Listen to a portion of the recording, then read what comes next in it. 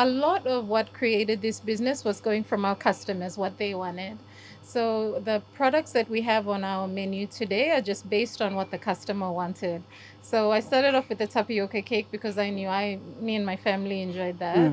Mm. But then when someone from my mother's office asked for a chocolate cake, I said yes. Had no idea how to do it. Went on Google because we couldn't get YouTube in Yeah, those days. Like the network was just so bad, yeah, buffering. Like 2G you and just oh my God. wait forever just to watch a video. Honestly, we're so lucky now. But so it was mainly reading and just trying to figure out concepts, Right. So And you're so self-taught self-taught, baker. Oh wow. self-taught. Yeah, I mean, what my home ec teacher taught me was like really The like the basics, yeah. I basic, mean, basic. obviously you can. But then, when you want it to look a certain way and someone needs like a certain character, then it's like, oh Mm, dear, where do I go for this? So it was, yeah, it was really Google, the customers' feedback, and then going on Google and researching how to do it and trying it out and refining it. Yes, but then like today with I mean everything, the internet, how fast it is and everything, like the thank you, ideas. internet. Thank you, internet. Thank you, everyone who makes that possible. But because of all of that now, it's like ideas are just endless. Yeah, So it's like you just go on YouTube or Instagram or something or Facebook and your feed, there's just like every kind of dessert or cake or catering dish that you could imagine just like right yeah, there. And then I think it's based on that as well, like today, present day, with the access to that information, we can just kind of pick something and try it out. yeah. Yeah. So yeah, it's really. One, two, three, four.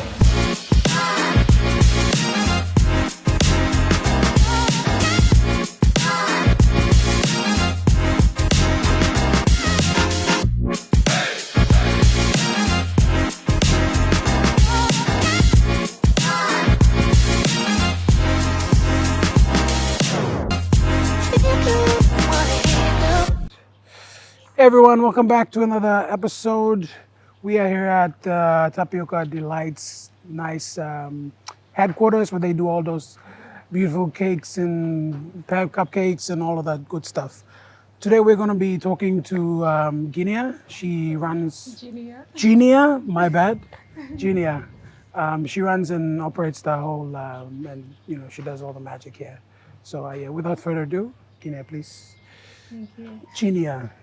Thanks, Yavil. It's an honor to be on your show today. So thank you for reaching out to us. We're really happy to share our story, and hopefully it helps someone that's watching and inspires them maybe to run their own business or to think about a life of entrepreneurship. I think. Awesome. Yeah. So thank you. No worries. Good. Thanks for having us. So I want to just dive right into the first chapter, which is like a little bit about yourself. Tell us like a brief synopsis of where you're from, where your parents are from, yeah, stuff like that. Sure. So my mom is from Isipik. My dad's from Manus. I'm born and bred in Port Moresby. I went to school at Carbosia and St. Joseph's International. High school from grade 7 to 12 was at Kila Kila Secondary. And went to Unitech after that. Uh, and then after Unitech, worked for a company called PNG Sustainable Development. And it was around that time that Tapioca Delight started, just as a Right. experiment, hobby, test, lunchbox with tapioca cakes. Yeah, so that's kind of like the brief history of, yeah, my background. So I noticed like you started about 11 years ago, right? Yes. With the first year when you started, like, take us back to that moment where you mentioned it was a hobby. Did you ever picture it to become this big or? No, I never thought I'd be doing cakes like where I am now at all, actually. But I mean, when we were kids growing up, my mom would bake cakes for us, so we enjoyed that type of stuff. And it was actually my home economics teacher that taught me how to bake a carrot cake from scratch. Oh, okay. So I didn't realize how much of an impact that would have with where I am now. So yeah, I mean, I thought I'd be working, like just like my parents, employees. I don't have entrepreneurs in my family that are kind of like doing what I'm doing today. So it was really, I mean, it wouldn't have been like, seeing someone else do it that I wanted to do it. It was more of learning this concept of what would happen if you didn't have your job. And that Right. really scared me. So that was kind of like 2008, I would say, is when I kind of, I joined Proma Systems, which is a networking company here in Port Moresby, and they sell the aloe juice and the cosmetic products and Right. those types of things. So I signed up because my in-laws are actually they were the managers at the time of the office. So, yeah, I joined up, and that's when during one of the training sessions, they said, if you didn't have a job, because they were training us to sell products, and I thought, like, I can't sell anything, I'm probably going to be hopeless at this. But the concept was, just teach yourself how to sell something, because at the end of the day, if you're left without a job, where will your income Yeah. come from? And so I started selling aloe juice. I started selling, those types of products. And then I realized, wow, I can sell things. And then I thought, okay, this entrepreneurial life, I think, is definitely for me. And so my husband and his family are around that time, 2008, 2009, were really talking about entrepreneurship and, starting your own business and being your own boss and that type of a thing. And so I tried it, and I thought, hey, this is kind of fun. And I love marketing. That's kind of like my thing. Not really cake baking. That's I love that. I mean, I enjoy doing it, but it's more the marketing that's my passion. And so I would market the aloe juice products and the promo products that I was selling. Um, but I knew that it wasn't the product that I wanted to be selling for the rest of my life. And so I tried a few different things. I started doing business cards, invitations, those types of things, and printing them out for friends. I did a little bit of photography, just ID card photos and stuff. Right. Yeah, Okay. nothing too fancy or serious. And then my mother-in-law, she makes these tapioca cakes, like that's her signature recipe. And so the New Year's of 2011 crossing into 2012, we were all sitting together at the family table here, and she had made her tapioca cake, and we absolutely love that cake. And so I thought, if we love it this much, I'm sure someone else will Yeah. love it. So I got her to teach me how to make it, and then when work started again after that Christmas New Year break, that's 2012 January, I took it into the office, sold it, and that first lunchbox sold out. Wow. And that's kind of where the cake thing really took off. So people asked if I could do a chocolate cake, a banana cake. Word went around, this lady makes cakes.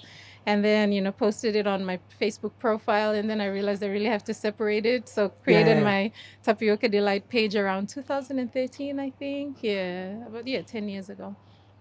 Anyway, so it's all been experimentation. I never thought I'd be where I am now, running a business, but I knew that I had to start something part-time and eventually get into a place that I could do something full-time and not depend on a job.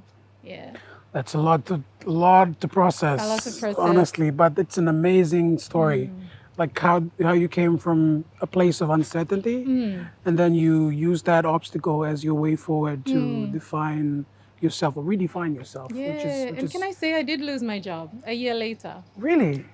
Did Like, they? can How you did believe? that happen? Like, how does that even happen? Yeah, Like, how did that I'm happen? thinking, no, this will never happen to me. But, let me just be prepared in case of anything. So 2012 January, I start this part-time tapioca sales thing, and then September of 2013, the next year, I lose my job. Wow. And so it was just the certain politics of the day in the company that I was working for. Anyway, long story short, we were all told that the company would be Letting go of a few. letting go of not a few, but like a lot of us. Wow. Okay. Yeah, and I was really fortunate to have like very good like bosses and managers, and there was a few of us that were going to stay on to continue that winding down phase. I ended up choosing to.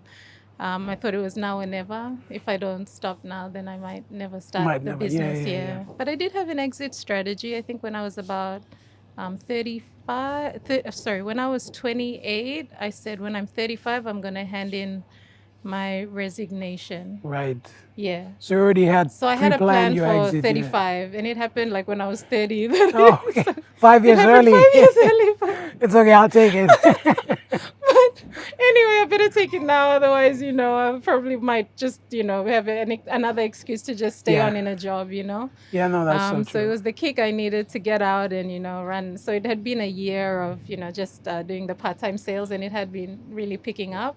So with the customer base that I had, then I just decided, and my husband too was like, it's now or never. Yeah. We've been talking about this for so many years, so might as well just step away from the job and, let's give this a good go. Yeah, and here we are now, 11 years later. 11 years in the making. Wow, that's Yeah. incredible.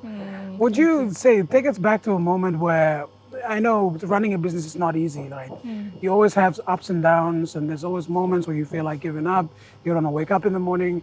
What is your rock? What motivates you to keep you going? Yeah, well, I think, basically that concept of doing what you love is key. Like I can't stress that enough to anyone who's thinking of starting a business. So for me, because I really love marketing, and I mean I wouldn't say that I'm still very much learning, and it just everything just comes from just trying Yeah. trying out stuff. But just getting up and being able to sell a product to a customer, make them smile, or put something out there in the marketplace that someone can say, yeah, hey, I need that. Like that really gives me a lot of satisfaction. Creating products that the market responds to. I think that's what really gets me motivated. But I mean, that's just for me personally. But I think overall, the thing that really drives my husband and I is that we're making a difference, especially for our staff, because we're creating employment. Yeah. Yeah. So all those factors combined. My husband loves finance. Like he's a real numbers guy.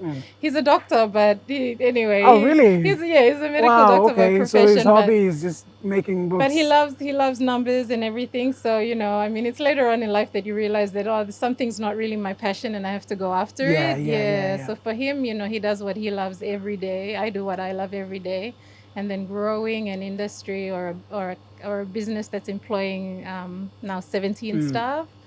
And just seeing the difference that it's made in their lives, and then seeing happy customers, like all of that put together, just I can't imagine myself doing anything else today, honestly. So to Yeah. put it simply, it's not work for you; it's your passion. So it's like every day is fun. Every day is fun. Oh well, I can't say every day. Some days are Some days some aren't. days Some days are aren't. not fun. But many of the days, yeah. Majority of the days are good. Yeah. Just those one or two ups and the downs. But You mentioned creating products before, like when you trying to create a different type of cake or a delight. How do you go about it?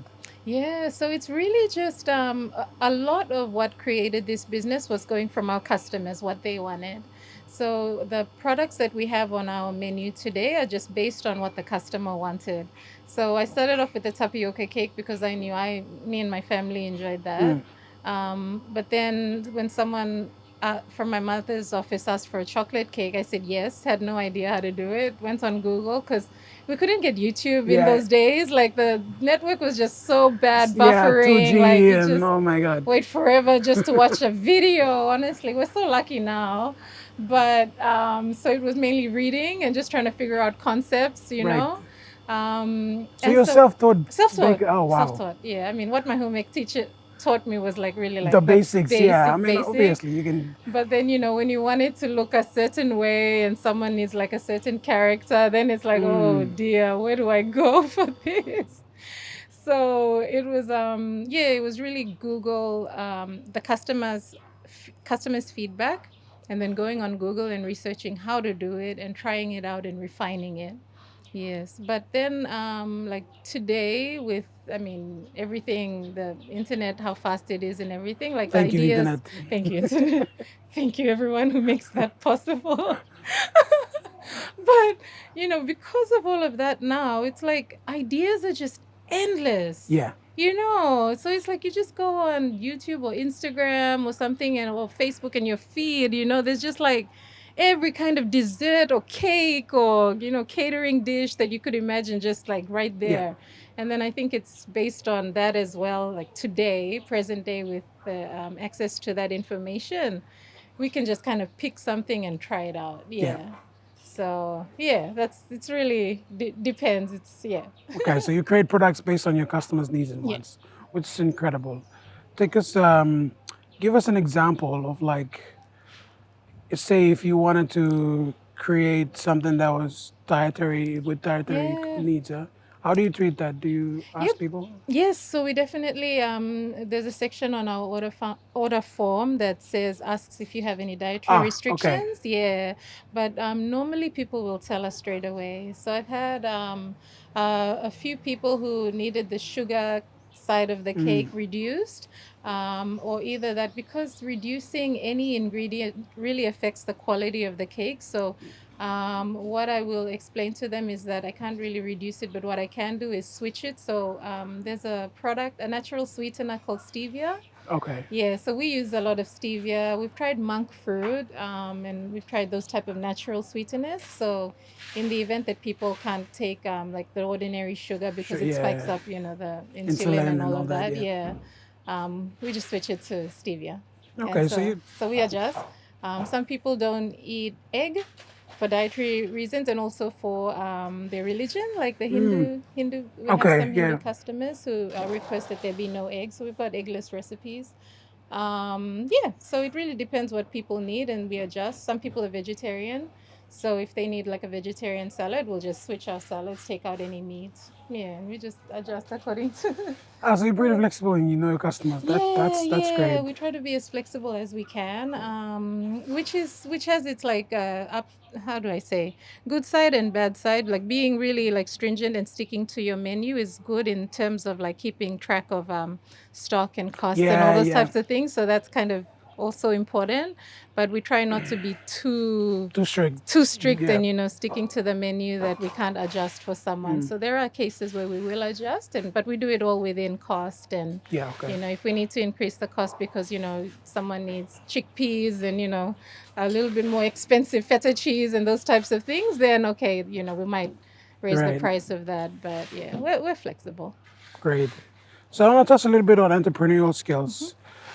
Did you picture yourself to be an entrepreneur when you were like in your job, or is it something that you'd kind of like self-taught? Yeah, entrepreneurialism is a very new concept to me. Yeah, because like I mentioned, my parents are public servants. None of us we grew up knowing that we wanted to have a job. Yeah, everybody in Yeah. your family was a career-driven person. Everyone, yeah, everyone, absolutely everyone, actually. So they are amazing people in their jobs, and that's what I saw my mom and my aunties and uncles, and my dad. So based on that, I was like, yep, I'm gonna be just as driven to be reach that as high as go The as far career as I path can you go in go, my yeah. career. And then things switched when I met my husband and his family, and the whole talking about entrepreneurialism. And back then, Rich Dad Poor Dad had just come into the Yeah. country. I think that was around 2008, 2009. This little purple book with the yellow writing Robert and Kiyosaki. Robert Kiyosaki. And so my husband and his brothers and the family were talking about these concepts, and I was like, okay, gee, but I'm comfortable in my job. I'm okay with my salary. But like I said, it was when I attended that PROMA meeting and that training session that said, what would you do if you didn't have a job? And that question kind of like flicked the switch. That scared me. Honestly, yeah, Bill, it scared the daylights out of me. Like that never even crossed my mind, like ever. True. And when it did at that point, I was like, oh my goodness, I have nothing. Like I'm gonna be depending on like my parents, if anything, if I lose my job. And that's not, I think, what a young person wants, especially Yeah. when they've started out their career. So then I realized I have to get proactive and just sell something, which happened to be the Proma products. And then it led to the cake. So when I first learned that entrepreneurialism was, that concept of, just being creative problem solving, I like to say. And so That's basically the that's gist of it. basically what Yeah. entrepreneurialism You is. find a Being an problem, entrepreneur. you find a solution, and you sell the solution. That's Exactly. it. Yeah. And someone needs it and they'll pay for that Yeah. solution because they need it. Yeah. Yeah. So I think when I realized that I was actually helping people to solve a problem, like they needed a birthday cake, and then we're able to provide the birthday cake. They need Iron Man on it. Yep, we can put Iron Man on Done. it. You need Canberra Raiders, Brisbane Broncos. Done. We can do that for you. Just a few days ago, I'm not sure if you saw, we did a New Guinea ice can I cake. saw it. That was Yeah. incredible. That Oh was my gosh, it the was response to that wow. just I went was like, like, it went a bit viral. yeah, I was Yeah. taken aback a little bit, Yeah. especially by how like the textures just stood out. Thank you. How did you guys do Yeah. that? Like, So it's the concept is it's a gravity defying cake. So it's basically or a floating can cake. So the actual can is a real can, but then everything edible. Oh, no, it's- the can okay, is the okay. actual New Guinea ice can, but everything else is edible. Yeah. So it's kind of like tipped and floating, and Yeah, yeah. it has that look of being poured. I saw that. Yeah. So the concept, I mean, it's been around for a long time. And it's done with we've done it with Coke, we've done it with the green can, and I think this is our first or second New Guinea New ice, Guinea ice, okay. yeah. So it's fun to see customers be so Yeah, I happy saw to- that. I was like, wow, this is incredible. yeah. At first, I thought it was like a picture of a can being poured, and then I was like, I saw it was you, and I was like, oh my god, it's a cake. It's a cake. I know. But see, that's what the internet is so good for, right? Because, someone sent us a picture. I think the first one we did was probably 2 or 3 years ago. Someone sent us a picture and said, can you do this? Wow. And then we're like, how do you get a can to stand and float like that? Oh my goodness. YouTube, Google, watching videos. Oh, okay. All right. Yeah. Okay. Now the girls do it themselves. I used to have to do it before, but Oh, okay. yeah, the team So do it now. when you were starting to build a team, did you teach everyone to how to bake and do the cakes the way you Yes, did it? yes. So we're all in-house trained. So whatever I learned is what I imparted to my Wow, staff. that's incredible. My husband had to do a bit of the baking when we were without staff, so he Right. knows a thing or two about baking. Men of all trades. I love Yes, this guy. yeah, I reckon. But yeah, so they've learned everything from me. And there have been times when we have downloaded YouTube videos and Right. put them on the media pad just as backup in case they need to, Retrace review. the Yeah, all of that. But it's gotten to a stage now. So I started training the ladies. I had 3 staff back then in 2017. Started off with one, who's our house Mary, but she's now a chef. She's somewhere Oh in wow, there. okay. Yeah, you'll have to meet her later, Chef Rosa.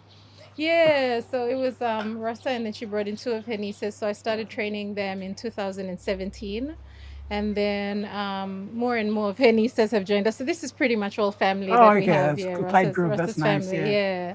So all self-taught.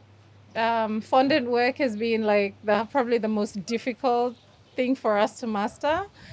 Cream stuff is pretty, relatively flexible. You can put that together, but fondant is really particular, and how you shape it and color it and how does it hold in our weather and all that type of stuff has wow, been okay. so difficult. But the ladies actually developed their own technique of how they do the fondant coating and everything, which is just incredible. Like that was, I supplied them the initial video, and then they developed their own technique. Okay, so they we've built kind from of that. come to that stage where I can just give something to the ladies, and then they'll figure out how to do it. Or if I feel that I need to do a video on how to, I'll supply that. But some of them have been with us for 7 years now. That it's They know what to 7, do. 8 years. Yeah. Do you trust your team to handle the day-to-day stuff? So Yes. So it's great that you brought that up, because just this year we've gone into system building for the business. So I'd encourage any new entrepreneur to start building your systems when you're new. Don't wait 11 years. true. There's a lot to document. Oh my goodness. So Like we you kind gotta of do your standard operating procedures. like start now, even if it's just you by yourself or you and one employee, start now, because that will just cut out so much of, and you just develop from there, develop your standards and all the procedures and everything. So we're at a stage where we're doing that now, which is what is helping me to be able to step away. So you want to do that so that you're not working. You're constantly working, Yeah, so that you're not working in the business, but you're working on the business. What's the Yeah. difference between working in the business and on the business? So previously, when I was working in the business, I was the one standing and doing all the baking. I was actually decorating a cake. I was doing all of that. I don't do any of that now. Now I can, be working on the 5-year plans, the 10-year plans, while the team looks after the day-to-day stuff. So that's an example of I'm not working in the business You anymore. work, I'm yeah. working on the business. Right. Yeah. Would you say it's important to start as early to work on the business or in the business? I would say it really depends. On As the soon type as of business. possible, yeah, as soon as possible. But like, I mean, if you are a new entrepreneur like I was, I'd recommend working in the business. Like, give it some time so you yourself understand every single part of your business as you're growing it. Like for me, I know every single tiny detail of this business, and I'm able to give that guidance, when the staff need my help or input in whatever. So I would say it really depends. If you have a team working under you that's really skilled, like we're all self-taught, so I guess I needed to be around a lot longer to help, teach and streamline and make sure things are running properly. But I guess if it's a business that has like highly qualified, like let's say engineers, or staff that need that type of stuff, and you've got the people who are skilled, awesome, they'll advise you, and you guys will work as a team. So Goes it hand in really, hand, yeah. it really depends. But as much as possible, if you can separate yourself to work on the future of your business, so that your staff are working on the day to day, like that's the ideal place to be. Yeah, and as soon as you can get there, would be awesome. But you got to start somewhere. So if it's you doing it at the start by yourself, let that be. But Yeah. have a plan in place to at least employ one person to take that load off you. Or you might love doing what you're doing, and then you can remain doing that and maybe employ people to run other parts of the business. Yeah, like I love marketing, so I still look after all of that myself. Eventually I do want to have a team, but what I really needed a team of was a team of bakers, Team of bakers, yeah. a team of chefs or cooks. I need a team that's in the office to look after all the phone calls and emails and everything that's happening. Like right now while I'm here talking to you, there's a team looking after that. Yeah. And so that frees me up to be able to focus on, like I mentioned, the future stuff plus what I love, which is the marketing side. And it frees up my husband to be able to do what he loves, which is the finance side. But then we're both looking at the future of Tapioca Delight and where we want to be. And I had this question because you mentioned building systems, right? yeah. At what point did you say, okay, I need standard procedures in place. I need to hire someone to help me to get this Yeah. going? All right. So it started, I think, prior to having the systems in place. I realized I needed help because the orders were increasing, and I had to actually. Sorry, are we okay with the Yeah, rain it's a and little stuff? bit windy. Yeah. Sorry, guys. Are your cameras It's fine. They're steady. Okay, awesome. If it blows over, it's Oh, no no, then worries. that's a problem. I'll try and rescue it as fast as I can. Okay. All right. Yes. So I think the point where I realized I needed help was when I started having to tell people, I'm sorry, I'm fully booked. Oh yeah. And it's really the fully booked thing that like I want to get to a stage where we have to say, where we can say, and actually we're at that stage now where I can say we can take on orders. Okay. Yeah. So, but it was back in 2000 and let's see, I started 2012 part-time, full-time 2013. So it was about 2016. Yeah, 3 years later that I realized that I really needed help. And that's when I asked Rosa to get someone to help us. So she brought her niece along. And that was because I think at the time there was a company that wanted a little bit of a larger order. Today I'd say it's a small order, but back then, it was pretty, I couldn't do How it. many was there? How many was there? It must have been like 11, 15 trays of sandwiches or something. Okay. Yeah, which my staff can just do that. Like that's That's normal now. That's normal. doable. Like sandwiches are the best because like if someone needs it like in an hour, we can get it done in an hour. So that's like our go-to product for last minute customers. Yeah. There's always like a meeting that yeah, just of pops course. up and that type of a situation. But back then, like it was that was when I realized I needed more help. And then when the help came, we realized that we needed more help because the cake side was catering and cakes, the interest was starting to really grow, and I couldn't do it myself because it would mean that I don't sleep like at all. Yeah. And that's just, very not a good idea. That's not ideal. Yeah. No. You need your sleep. I need to sleep. And prior to that, I was probably sleeping around 3 a.m. every morning. Wow. Yeah, like that was kind of That's- like my working day would finish at around 7 p.m. and then the cleanup and then the responding to emails and stuff. So, yeah, so I'd say probably between, let's say 3 is the latest, but and start baking for the next day's orders. Yeah, so it would go between midnight and 3 o'clock was my average time of sleeping. And so when I had the ladies join me, that's when I could really feel like at least a little bit of the load was being taken off. Taken off, yeah. But I was still needed. But it was only, let's say, this last year. Last year it got to a point where I felt like it was just getting like a bit too much. Last year was 10 years of me. By that time, kitchen is fine. It's being taken care of. The bakery is fine, that's being taken care of, but it was now the office side. And I found that I couldn't do anything else except respond to emails, phone calls, WhatsApp messages all day long. Yeah. And that was just getting a bit too Out much of because hand. I couldn't do other important things that needed to be done. And so it's kind of there. Last year was the year when we started our office. So now I have ladies who are looking after that, the emails, the phone calls, the edible prints, coordinating logistics with GoFood PNG, who's our does our food delivery for us now, because I used to deliver all those orders before Yeah. myself and I couldn't do it. So last year was when we really went full on with engaging GoFood to do all our deliveries just to help us because we couldn't do everything. couldn't do It's everything just too yourselves. much now. Yeah. So it's really just to relieve the pressure, and then doing the systems is important because a business owner, how you want to do it, but it's in your head, You can't really. Yeah. and your staff can't see that. Yeah. And so if you're constantly explaining stuff, it wears you out.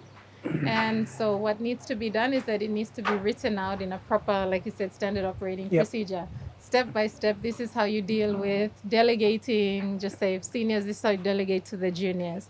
Or we've got one for the security guard, how he, Welcomes customers in, customers, okay. tells them where to park and all of that. We've sent that to Guard Dog Security, who's our security service provider.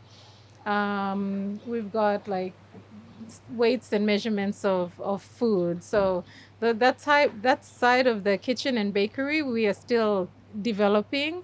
And the systems, we've started writing them, but it's still in this refining process because we only started in like April. Oh, That's wow, like that's 11 still- years yeah, later. yeah. That's not a lot. So, yeah. So being, an 11-year-old company that's like, Just starting to growing. going into systems. But we are growing, like You're growing things are just exponentially, yeah. like, oh my gosh, like there is not one quiet day here at Tapioca Delight. Like it is just full on. And so now in order to write systems, like I need people looking after other things so that I can write a system, because this is going to set me up for when I have, let's say, 50 employees. I can't be explaining to all 50 of them what Yeah. to do. There needs to it be gets tiring. there needs to be. So if you have one employee, do it now. Like, don't wait. Don't wait, do it now. Do it now, and then the next one that joins you have that that operating procedure for whatever that role is. Tasks like food safety is a good example. So we've got HACCP Australia. We're doing a food safety accreditation with them. Oh, okay. And that's partly funded by DFAT, and Pharma Plus is the organization that's funding that. But basically, that's a global food safety standard, Right. and so we've really learned a lot from them because they've got like set like procedures. Guidelines and procedures, yeah.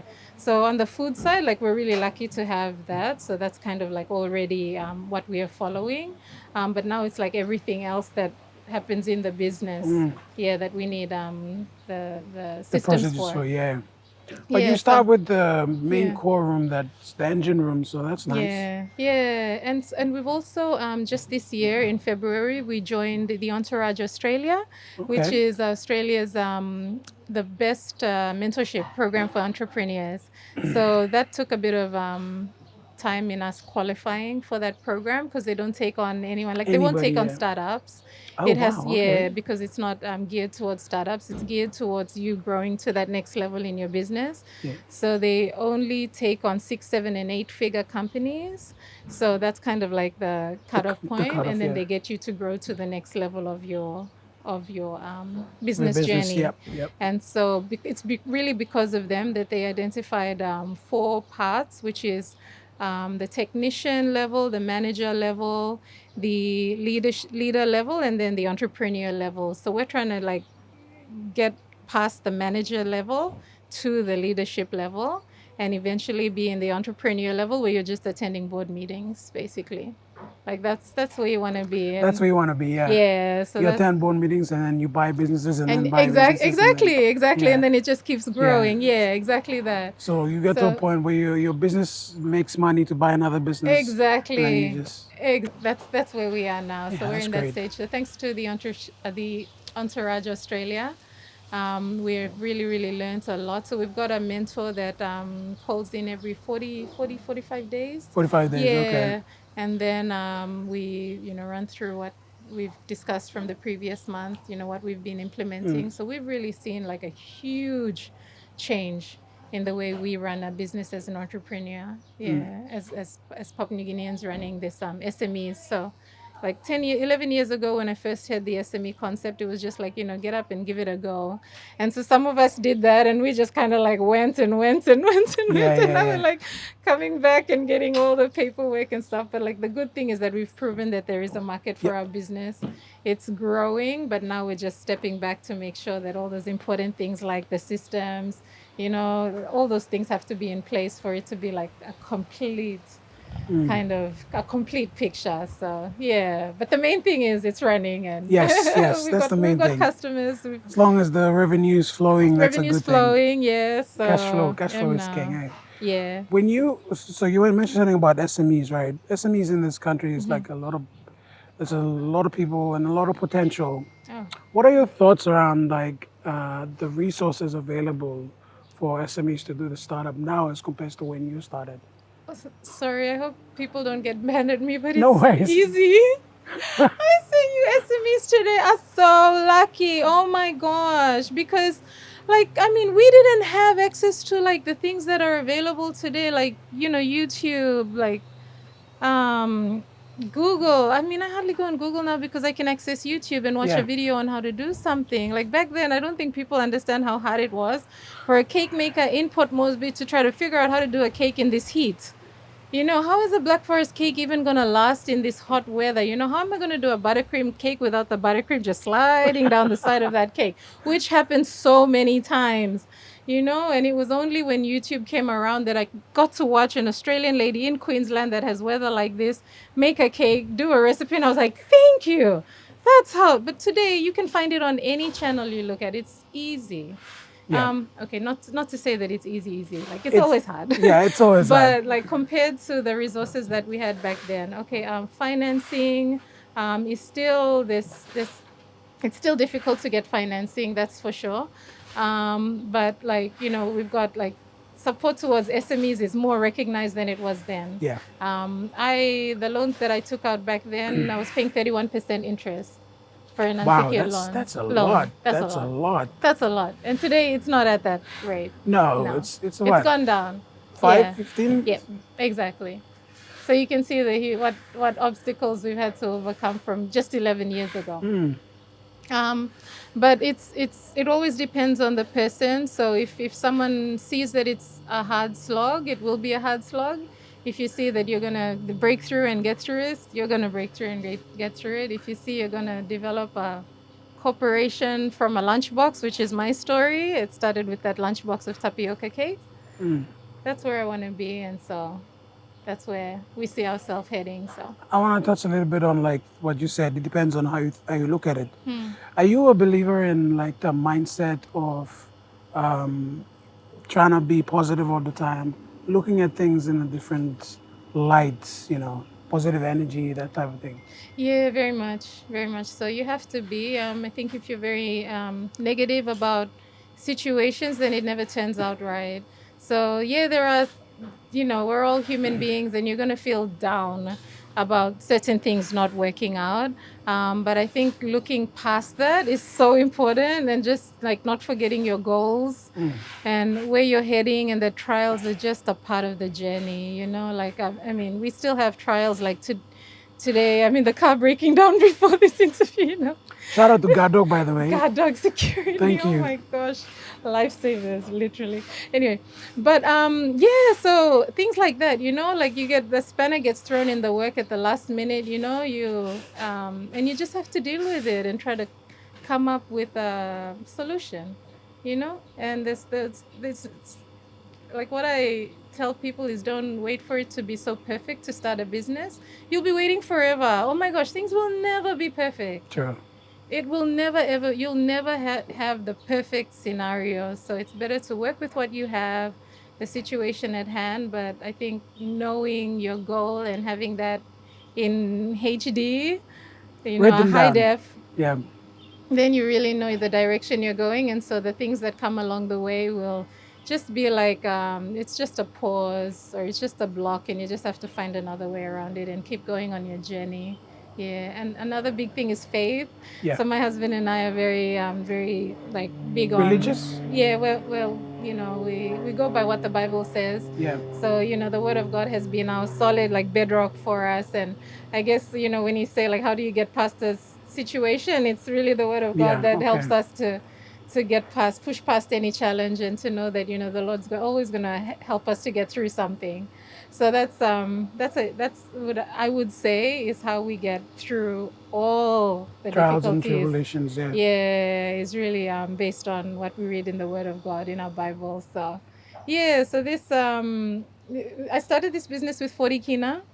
Yeah, I read And your. wondering what would happen. Yeah, and today, it's like employing 17 people. We've got customers every day, from private customers to like corporations, and we've got that goal in mind. Like one day if we can employ 500 people, like why not? And that's a goal. That's one of our targets. One of your targets. Yeah, Oh wow. that's one I of our look forward to targets. that day. Thank Yeah. you. We look forward to buying businesses. We look forward to, actually, where we're sitting here, we've got an architect planning a 2-story building Oh, that's going to be nice. going, so that we can just have kitchen and bakery in one building, rather than at the moment we've just had to build a building Yeah. because the need is there, because we've run out of space in the house. Any plans of having a showroom or like a Yeah, so retail shop? definitely, yes. So that is part of the plan. So like we said before we started this interview, use what you have. So because we've been blessed with this family property, with this portion is what we are capitalizing on and like really maxing out. And then at some stage along the way, yes, definitely looking at retail and all of that. That's in the pipeline. But I think working with what we have and Yeah. growing from there has always been how we've started. So I have a Yeah. feeling, and I'm not gonna, I'm gonna be audacious by saying this, but I think once you go retail, you go flagship pretty fast. yeah. Honestly. True. Thank you. Yeah, No, 'cause that's like- that's true. That will. There will, because will a lot of happen. people love your product, Thank you. and the more easy it is to access your product, Thank you. the more faster you'll grow. Thank you, Yeah. Yabil. Definitely. I agree with you 100%. So that's in the pipeline. So Yeah. watch this space. Oh yeah, watch this space. Clip this. But you have such an amazing story. Are you planning to write a book? Oh my gosh. Yabil. Please write a Oh book. my gosh. Oh well. I We mean, can't say no. between Yeah. between like juggling your business and all of that. I know you don't have time, but No, is that's it what something- systems are for. yeah, Yeah, let's Exactly, put those systems yeah. in place, and I will have the time to Yeah. do that. if you build some time, please write a book, because I feel like a lot of people will I really find appreciate that. inspiration in your story and how you you. like did it. Not just that, but having faith in God and allowing Him to kind of guide you, lead you along the way, and it's Yeah, that's key. it's honestly it's inspirational. It's amazing. Thank you. Thank you, Yabil. It's it's like one of those things, like whatever God's put in your heart that is your gift. Like sometimes it seems too easy. Yeah. Like for me, like marketing, I just thought like it's just what I do. I enjoy, I enjoy like trying stuff out, creating it for the market, seeing if someone else needs it. And if they don't, well, okay, maybe let's park that idea to the side. Let's try something else until you You're always get a growing, product. you're always evolving in the Yeah, marketing and so space. for another person, it might be painting, that comes so easily to them. Or like for you, media, it's just like you don't even have to think hard about Yeah, it. yeah, You yeah. just do it. Like that's where people can help another person is through their giftings, their passion, and what God's put in your heart. And you just, take it to the marketplace and, someone will pay for that service and you're helping them. True.